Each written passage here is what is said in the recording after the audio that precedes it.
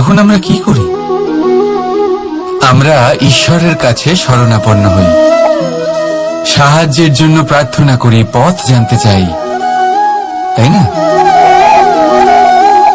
কিন্তু আপনি কি কখনো ভেবে দেখেছেন একটা পাথরকেও ঈশ্বরের মূর্তি হওয়ার জন্য কতটা পরিশ্রম করতে হয়েছে?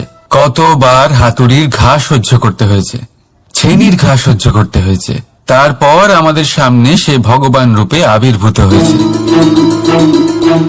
তাই জীবনে এত ছোট ছোট কথা ঈশ্বরের কাছে চেয়ে নিজের সময় নষ্ট করবেন না, বরং অন্তর থেকে প্রচেষ্টা করুন, সংঘর্ষ করুন, সব পাবেন।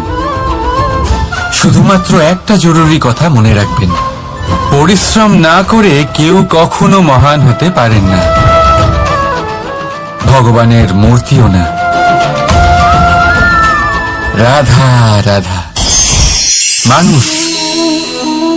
মানুষের মধ্যে ছোট একটা সমস্যা আছে, সে কখনো নিজের নিন্দা নিজে শুনতে পায় না। যদি কেউ তার বিষয়ে খারাপ কিছু বলে সে সহ্য করতে পারে না। সে সবসময় ভয় পেয়ে থাকে যে এই যে আশেপাশে মানুষগুলি, তারা তার বিষয়ে খারাপ কিছু ভেবে না নেয়।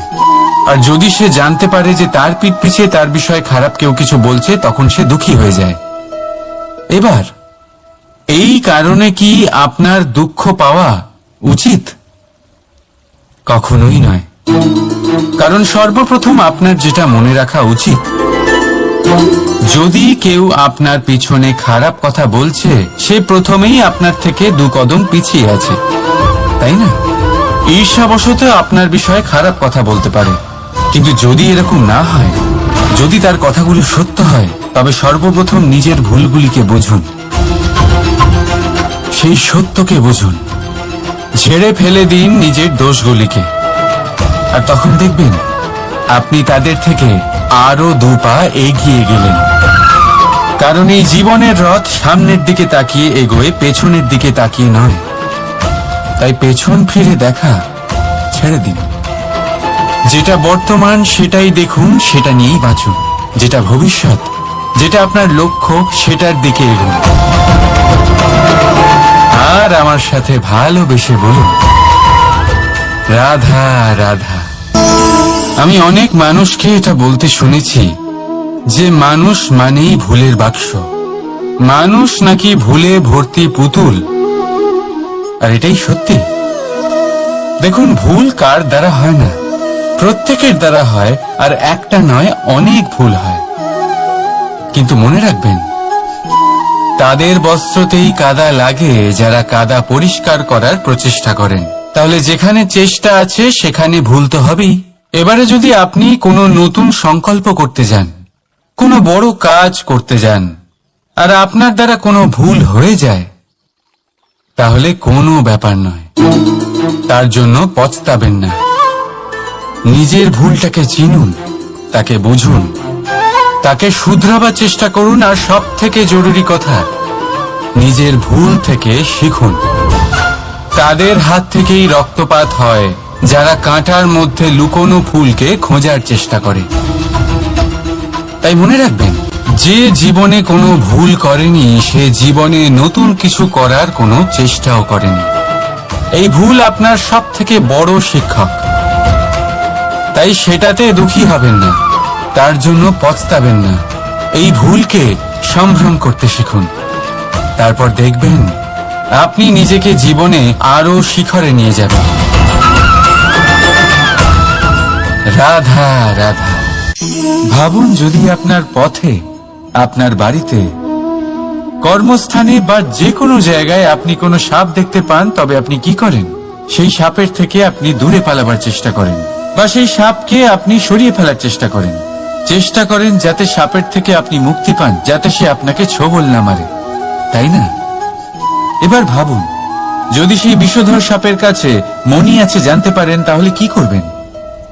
তখন আপনি তাই করবেন, সেই সাপের থেকে দূরে পালানোর চেষ্টা করবেন। এবার দেখুন কি অদ্ভুত ব্যাপার, মানুষ সাপের থেকে দূরে পালাতে থাকে, তার কাছে মণি আছে সেটা জেনেও। কিন্তু এই মানুষ ধনী আর দুষ্ট লোকের কাছে নিজে পায়ে হেঁটে যায়, চেষ্টা করে যে তার উপর ওদের কৃপা দৃষ্টি থাকে। আর এই সব কাজ শুধুমাত্র ধন লাভ করার জন্য। তাই মনে রাখবেন, সে রূপবান হোক বা ধনবান, দুষ্ট তো দুষ্টই থাকে, আর এই দুষ্টদের থেকে দূরে থাকাটাই মঙ্গলজনক। কাছে তাদের রাখুন যাদের মনে প্রেমের অমৃত আছে। কাছে তাদের রাখুন যারা জীবনে কর্মের ওপর নির্ভরশীল। রাধা রাধা। ভেবে দেখতে গেলে দুধকে জলের থেকে বেশি ভালো মনে করা হয়, আর সেই জন্য দুধের মূল্য জলের থেকে অনেক বেশি হয়। এবার যদি এই দুধ দিয়েই দই বানানো হয়, তাহলে এর আয়ু আরো কিছুদিন বেড়ে যায় এবং এর মূল্য আরো কয়েক মুদ্রা বেশি। এবার যদি এই দই থেকে মাখন বানানো হয়, তাহলে তার আয়ু আরো কয়েক সপ্তাহ বেড়ে যায় আর তার মূল্য আরো কিছু মুদ্রা বেশি। এই সব কিছুর মূলে দুধই আছে, কিন্তু এদের সকলের আয়ুতে এদের মূল্যে এত তফাৎ কেন? তার কারণ এই যে দুধকে দই হওয়ার জন্য অনেক কষ্ট সহ্য করতে হয়, দইকে মাখন হওয়ার জন্য লাঠির আঘাত সহ্য করতে হয়, আর মাখনকে ঘি হওয়ার জন্য বহু ঘন্টা ধরে আগুনের তাপ সহ্য করতে হয়। তারপর গিয়েই মাখন ঘি হয়, তারপরেই এর আয়ু বাড়ে এবং মূল্য বৃদ্ধি পায়। এবার আমরা মানুষেরাও সবাই সমান, দুধের মতো, কিন্তু মহান সেই হয় যে কঠিন পরিস্থিতির মুখোমুখি হয়, যে বিপদের মোকাবিলা করে, যে এই প্রতিযোগিতাগুলোয় সফল হয়। এই সব করলে তবেই জীবনে অগ্রসর হতে পারবে, তবেই জীবনে আপনার যশের আয়ু বৃদ্ধি পাবে, আর তখনই এই সংসার আপনাকে মহান মনে করবে। রাধা রাধা রাধা। এই পাথর দেখতে পাচ্ছেন আপনি? কত গোল, কতটা চকচকে। বাচ্চাদের অনেক সময় এটা নিয়ে খেলতে ভালো লাগে, আর কেনই বা লাগবে না? কতটা সুন্দর আর মসৃণ এটা। কিন্তু আপনি কি কখনো ভেবে দেখেছেন এই পাথর আগে কি ছিল? কোনো বিশাল আকার পর্বত, কোনো বিশাল আকার পাথরের একটা বড় ভেঙে যাওয়া অংশ বিশেষ, যেটা কোনোভাবে নদীতে পড়ে নদীর ধারার সাথে বইতে থাকলো, মাটির সাথে ঘর্ষণ হলো, বালির কণার সাথে ঘর্ষণ হতে থাকলো, আর তারপর ধীরে ধীরে এই আকার পেল। এবার আমরাও এই পাথরের মতোই। তাই মনে রাখবেন, আপনার ব্যক্তিত্ব, আপনার এই স্বরূপ ঈশ্বরের দেওয়া কখনোই না। হ্যাঁ, প্রকৃতি অবশ্যই আপনাকে জন্ম দিয়েছেন, কিন্তু আপনি নিজে নিজের ব্যক্তিত্বের রচয়িতা, আর আপনি তা রচনা করেন কঠিন পরিস্থিতির মুখোমুখি হয়ে, সংকটের ধারা পার করে। তাই আপনিও এই পাথরের মতো নিরন্তর চেষ্টা করতে থাকুন, নিজের অস্তিত্ব বজায় রাখুন, এই অস্তিত্বকে মহান করতে থাকুন, আর আমার সাথে ভালোবেসে বলুন রাধা রাধা। আপনার হাতে কি আছে? আপনার হাতে আছে সেই সময় যেটা আপনি এখন কাটাচ্ছেন, সেই সময় যখন আপনি আমার কথা শুনছেন, সেই সময় যখন আমি আপনার সাথে কথা বলছি। দেখুন, মনকে একাগ্র করে তুলুন। রাধা রাধা। ব্যক্তি কখন সফল হয়, কখন অসফল, কখন ক্ষতি হয়, কখন লাভ, কিছু ভালো হবে, কারণ এই মনস্থিতি আপনার জীবনের সব থেকে বড় সম্বল, সব থেকে বড় সাথী। দেখুন, অপবাদ, অসফলতা প্রত্যেকের জীবনের একটা অংশ অবশ্যই, কিন্তু আপনাকে নিরন্তর চেষ্টা করে যেতে হবে, পুনরায় ঘুরে দাঁড়িয়ে এগিয়ে যেতে হবে, তবেই সফলতা আসবে। যদি এতই সহজ হতো সফল হওয়া, তাহলে সবাই সফল হতো, তাই তো? রাধা রাধা। কথায় আছে, জীবনে সম্পর্ক নিয়ে কখনো অঙ্ক কষা উচিত নয়। এই কথা তো ঠিক। যদি এই সম্পর্কে লাভ, ক্ষতি, গুণ, ভাগ এসব চলে আসে, তাহলে সবকিছু শুধু ব্যবসা হয়ে যায়। এই জীবনে আনন্দকে বাড়ানো, কষ্টকে কমানো গণিতের খেলা নয়, ব্যবহার আর প্রেমের খেলা। কখনো কারোর মাথায় হাত রেখে তাকে শুভেচ্ছা জানালে হয়তো সেটা তাকে রাধা রাধা। সূর্য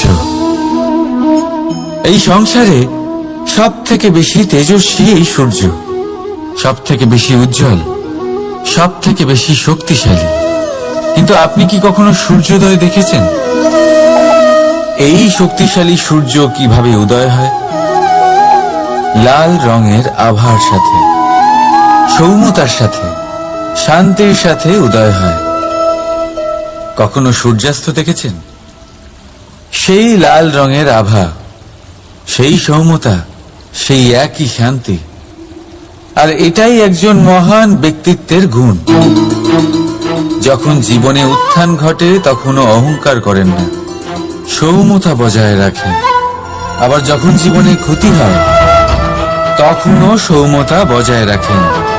যদি আপনি যখন জীবনে দুঃখ আসে, কষ্ট আসে, বিনাশের পথে অগ্রসর হবেন না। সৌম্য থাকুন, শান্ত থাকুন, সূর্যের মতো চকচক করতে থাকুন। কারণ সব মুহূর্তের মতোই এটাও একটা মুহূর্ত। তাতে আপনি আনন্দ লাভ করুন বা পান দুঃখ, এই মুহূর্ত অবশ্যই চলে যাবে। রাধা রাধা। সূর্যমুখী সূর্যের কিরণের কোন ভাষা সে বুঝতে পারে যে সূর্য ওঠার সাথে সাথে সেও ফুটে ওঠে। চকর চকরের কাছে এমন কোন ইন্দ্রিয় আছে যে সে চাঁদের শীতলতা অনুভব করতে পারে? গরু এমন কোন সঙ্গীত শিখেছে যে আমার বাঁশা রাধা। বিপদ বিপদের কথা শুনলে আমরা সবাই সচেতন।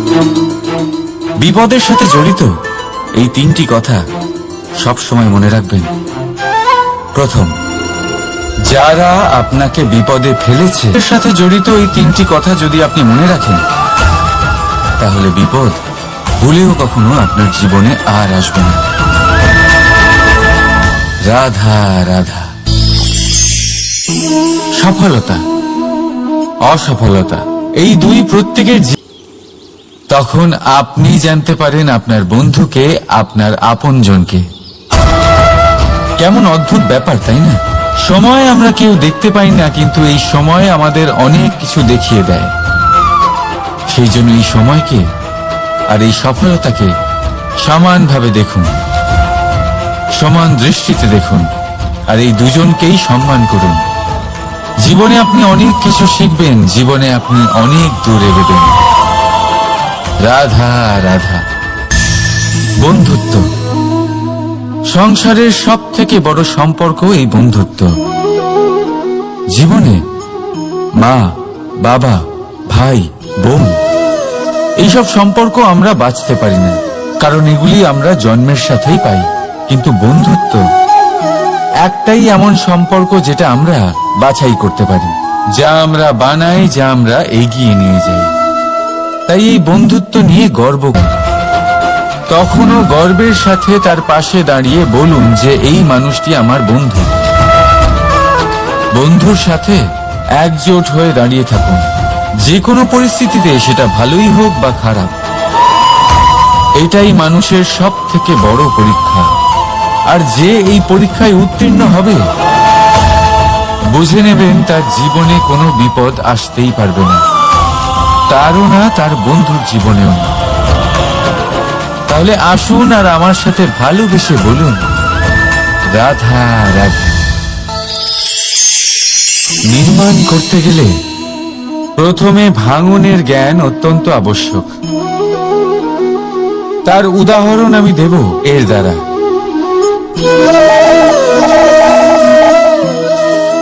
এই প্রথম একে জলে ডুবে থাকতে হয়, তারপর সূর্যের প্রবল তাপে একে গরম হতে হয়, আর তারপরে ঢেঁকির মার সহ্য করতে হয়। শুকনো হলে একে প্রবল বেগে ঝাড়া হয়, তারপর গিয়ে তৈরি হয় এই ভাত, যা খেয়ে আপনি তৃপ্তি পান। সব থেকে বড় সহায়ক। রাধা রাধা।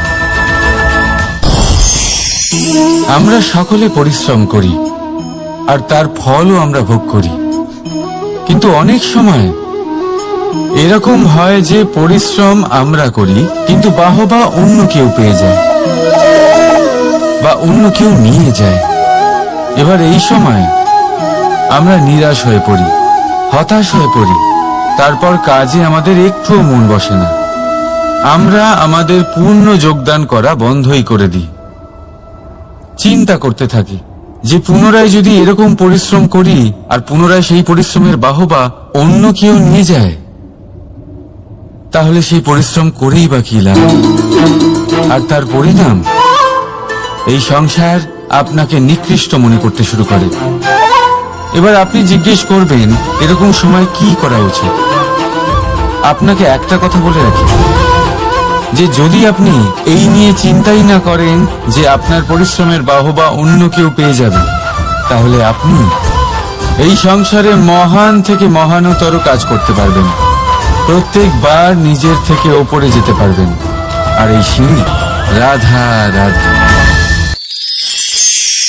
আমরা মানুষ জন্ম থেকে চেষ্টা করেন যাতে তাকে সেই সব দিতে পারেন যা তার প্রয়োজন। ওর স্বাস্থ্য যাতে ঠিক থাকে তাই ওর দেখাশোনা করেন, ওর জন্য চিন্তা করেন। আজীবন চেষ্টা করেন, ধন অর্জন করেন যাতে সন্তানকে একটা বাড়ি দিতে পারেন, যাতে সন্তান খুশি থাকে। কিন্তু এর মধ্যে কিছু না কিছু অবশ্যই অনুচিত। এবার আপনি জিজ্ঞেস করবেন এর মধ্যে অনুচিত কি আছে? আমাদের নিজেদের সন্তানকে কিছু দিয়ে যদি আমরা সন্তুষ্টি লাভ করি তাহলে এতে ভুল কি?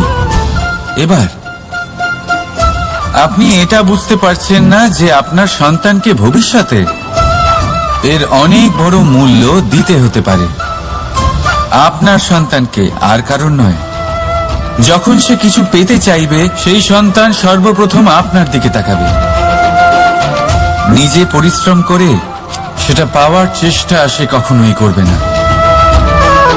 আর যখন সেটা পাবে না তখন সব থেকে বেশি দুঃখ সেই আপনার সন্তানেরই হবে। তাই যদি সন্তানকে কিছু দিতে হয় তাহলে বাড়ি নয়, শিক্ষা দিন। একটা ভালো চরিত্র নির্মাণ করার চেষ্টা করুন, কারণ একটা ভালো চরিত্রই এই সংসারে সফলতার চরম শিখরে পৌঁছতে পারে। রাধা রাধা। এই সংসারে সব থেকে বড় রোগ কোনটা? কেউ বলবে খিদে, কেউ বলবে বার্ধক্য, কেউ বলবে জ্বর আদি ইত্যাদি। আমরা সব সময় চেষ্টা করি যে আমরা এই সব রোগ থেকে দূরে থাকি। সময় মতো আমরা চিকিৎসকের সাথে দেখা করি। অনেক চেষ্টা করি যাতে এই রোগ আমাদের আশেপাশেও না ঘোরাফেরা করতে পারে। কিন্তু জগতের সব থেকে বড় রোগ সব সময় আমাদের সাথেই থাকে। আর এই রোগের নাম হলো আপনার শক্তিকে, আপনার আত্মবিশ্বাসকে সই করুন। তা থেকে শিখুন, অবশ্যই জীবনে অগ্রসর হন। আর এখনকার জন্য নির্ভয় হয়ে আমার সাথে ভালোবেসে বলুন রাধা রাধা। তাহলে রাতের পরে কখনোই দিন আসবে না। যদি নদী হার মেনে নেয় তাহলে সে আবার বর্ষা ঘটাতে কখনোই সাহায্য করতে পারবে না। যদি বৃক্ষ হার মেনে নেয় তাহলে সে বসন্ত ঋতুতে না নতুন পাতার জন্ম দিতে পারবে আর না গ্রীষ্মকালে ছায়া প্রদান করতে পারবে। যদি এরা সবাই হার মেনে নেয় তাহলে ধরিত্রী তৃষ্ণার্ত থাকবে। প্রকৃতি আমাদের এটাই শেখায় যে হার, অসফলতা, পরাজয় এগুলো আমাদের জীবনে আসবেই আসবে। আর আমাদের শিক্ষা দিতে আসবে, আমাদের মঙ্গলের জন্য আসবে। তাই নিজের দৃষ্টিভঙ্গি সেরকমই রাখুন। তাই ধনাত্মক দৃষ্টিভঙ্গি দিয়ে দেখুন, নিজের হার, নিজের পরাজয় থেকে শিক্ষা নিয়ে অগ্রসর হতে থাকুন। নিশ্চিত রূপে আপনি জয়ী হবেন। আর যখন জয়ী হবেন তখন মন প্রসন্ন হয়ে বলবে রাধা রাধা।